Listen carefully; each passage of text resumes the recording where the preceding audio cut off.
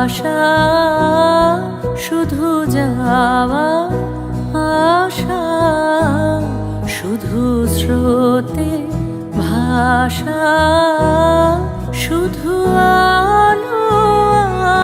ঠিক সেভাবে সমান গুরুত্বপূর্ণ দিন, কিন্তু আমাদের মধ্যে এই মূল্যবোধ গড়ে ওঠা উচিত। কারণ আজকের যারা ছাত্র সমাজ তারাই কিন্তু আগামী দিনের ভবিষ্যৎ। কে বা বলতে পারবেন আমাদের সামনে আজকে যারা বসে আছে, আমাদের যারা ছাত্র ছাত্রী, তারা একদিন আমাদের দেশের দেশ নায়ক হতেই পারে। কার মধ্যে কি প্রতিভা আছে? কেউ বড় চিকিৎসক হতে পারে, কেউ আমাদের মতো শিক্ষক হতে পারবে, সমাজে আরো অন্যান্য পেশায় নিজেদেরকে প্রতিষ্ঠিত করতে পারবে, এটা আমরা বিশ্বাস করি। ফলে এই দিনগুলোকে অবহেলা করাটা ঠিক না।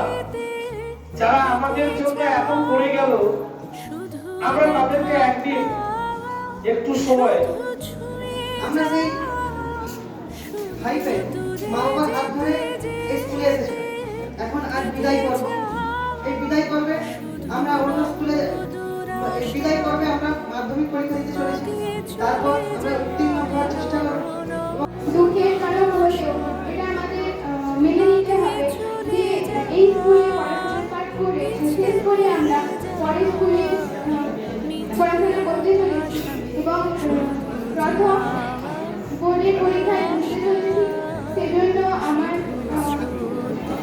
সকল শিক্ষকদের কাছে একটাই অনুরোধ যে আপনারা আশীর্বাদ করুন যাতে আমরা ভবিষ্যতে উন্নতি করতে পারি এবং মাধ্যমিক পরীক্ষায় সাফল্য প্রদান করতে পারি। এবং আর এই স্কুলে আমরা দীর্ঘ 6 বছর কাটিয়েছি। এখানকার পড়াশোনা, বন্ধুত্ব, আড্ডার মধ্যে দিয়ে এখানকার কথা আমরা কখনো ভুলতে পারছি না। এই স্মৃতি আমাদের সবসময় মনে থাকবে। আমরাও কোনো না কোনো দিন তোমাদের মতোই ছোট ছিলাম, আমরাও নতুন বরণ হয়েছে আমাদেরও। আর আজ আমরা বিদায় নেব, আমাদের বিদায় দিবস আজ। তাই তোমাদের আমি একটা কথাই বলবো, সবসময় শিক্ষক শিক্ষিকাকে মেনে চলবে, তাদের কথা শুনবে এবং এই